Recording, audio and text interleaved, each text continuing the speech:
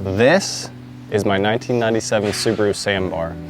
And yeah, today I'm just gonna go for a little drive and tell you a few things that I like about it and some that are getting a little old after daily driving for almost 3 months now. So let's go for a drive and find out. Waiting for connection. Bluetooth connection success.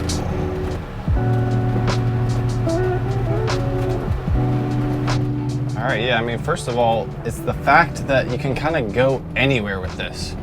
I'm hoping my 360 camera doesn't get knocked off, but that's kind of just a testament to the kind of terrain that this thing can go through. So obviously it's not the fastest thing, but it handles city streets fine, and stuff like this is a breeze. I have 4-wheel drive on right now as well, but that's one of the other things, push button 4-wheel drive. So I can basically go anywhere, and these aren't even knobbly tires. So that's definitely the first thing that I really enjoy about having this truck, is that you're not locked in like a street car. Obviously you could do this on a street car, but I mean, I really wouldn't want to for very long, otherwise I might really mess some stuff up. So the suspension is very stiff, but it's made to handle things like this, unlike other vehicles. So it's definitely one of the pros, and I think it definitely comes in at number 1 for me as far as what this thing can handle and where I can go with it. So as soon as you want to go onto a city street, push the 4-wheel drive button, it'll disengage, and you can be off. This does lead me to something I don't really care for, and that's kind of my fault. I got the one without air conditioning. So obviously I have the windows up right now, and it's, I don't know, maybe 80 degrees today, but yeah, it gets a little warm unless you want to just cruise with the windows down the whole time, which is not an issue for most days. But yeah, no air conditioning, a little bit of a con, but there are options to get air conditioning. So you just have to get the right truck, really. So I didn't do that, but I enjoy it so far. So the second thing that I really enjoy is really just the sense of community when you're driving it. There's so many people that will come up and talk to you about it, wondering what it is, wondering if you'll sell it to them or not, which I'm not quite in the market yet for, but it is very fun to be talking to people about what the truck is, how you got it, how much you enjoy it, stuff like that. So if you are shy of talking to people, I definitely wouldn't recommend getting one, which is what a lot of people say. And it is true, there are quite a few people who will just come up and talk to you in the street, but similar-ish to if you have like I don't know, a fancy sports car. However, there will definitely be a few different types of people that will come talk to you if you have a truck like this. So it's a blessing and a curse. Sometimes I just want to be by myself, but most of the time it's really fun to talk to new people about what the truck is and how I got it. So here's another con that I have a lot of the time. It's just getting up to speed is just not, it's not built for American roads, which is completely fair, but it definitely doesn't get up to speed very quickly. So if you're trying to go 60, you can get there, but it might take a little bit of time. So I did import it from Japan, and I want to preface all this by saying that I got it for pretty cheap. So if you're looking to get one, there is a lot of convenience to be had from buying one in the United States that's already been registered and titled here and imported, obviously. But I liked the process, and it was fun. I learned a lot, and I think it was enjoyable in the long run and saved me some money to import it from the US. I'll probably try to make a video about that process I picked up in Jacksonville. So if you're in Florida or the Southeast, it should be a good guide for you. I'm going to try to work on that and get that released soon-ish. So stay tuned for that. But other than that, it really was an enjoyable process, and I can't say I don't recommend just importing it yourself. So yeah, I'm on a road with about a 45-mile-an-hour speed limit, and I'm going 80 kilometers an hour, allegedly. So it keeps up very well. It works. It does what it needs to do. So some people will say, hey, they're too slow, they don't keep up with American roads, but this is not my top speed, and I'm passing vans and things on the side of the road, so I can't complain too much. So I'm here in a little bit more of a hilly area, and this brings me to one of the biggest drawbacks that I found with this truck, and it's just its ability to go up hills. It's as simple as that. I did upgrade to 14-inch wheels from the stock 12, So that does probably impact its performance a little bit as far as the ability to move itself up hills. But other than that, it's okay.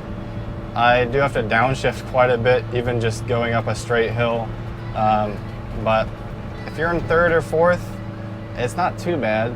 But this is where your performance and your ability to back up the traffic definitely comes into play, because I am foot to the floor going maybe 40, 50 kilometers an hour.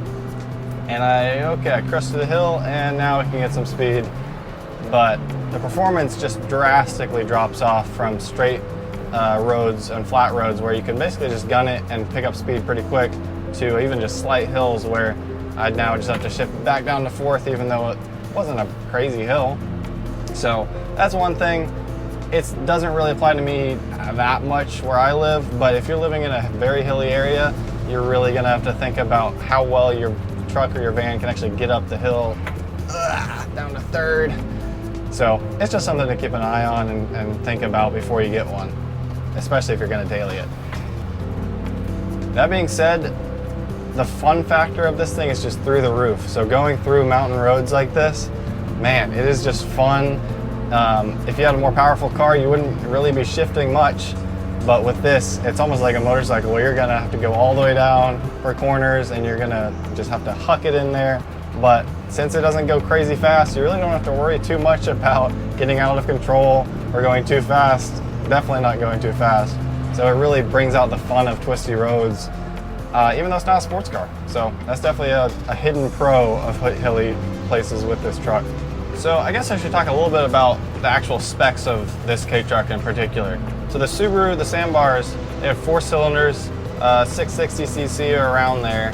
So right in, obviously a Kei Truck, so it fits in the Kei specifications in Japan. But as far as the Kei Trucks go, I've been really happy with the Subaru, just because it has the 5-speed and the 4-cylinder engine. So you don't have to quite string it out as much as some of the other models, because it just has a little more cylinders, spreads it out a little bit more smoother of a ride. So I've been very happy with my choice with the Subaru so far. So I'll touch on fuel economy a little bit.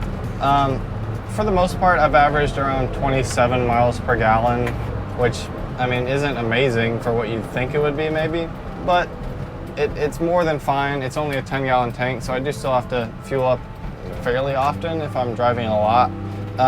But 27 is not bad for an average city. I don't really do highway, obviously, so I mean, could be worse for a city mile per gallon, so I guess I can't complain too much.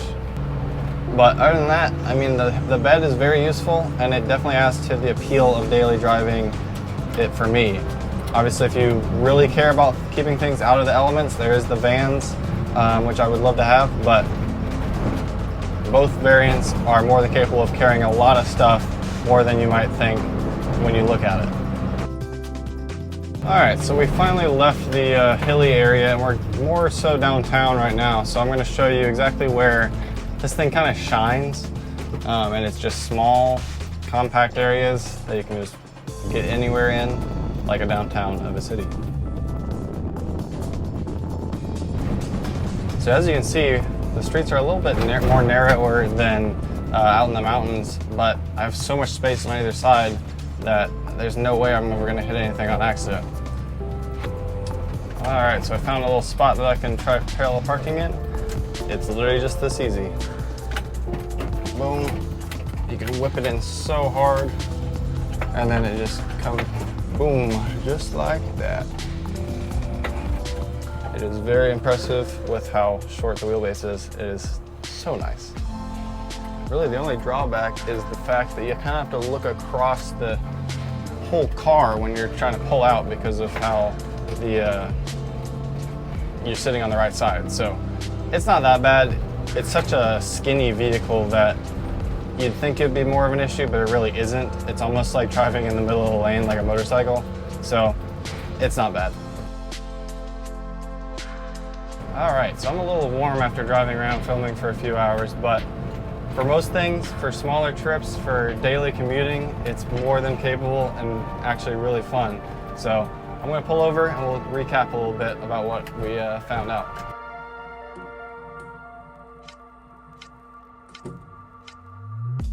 As far as a recap of what it does well, it's fun.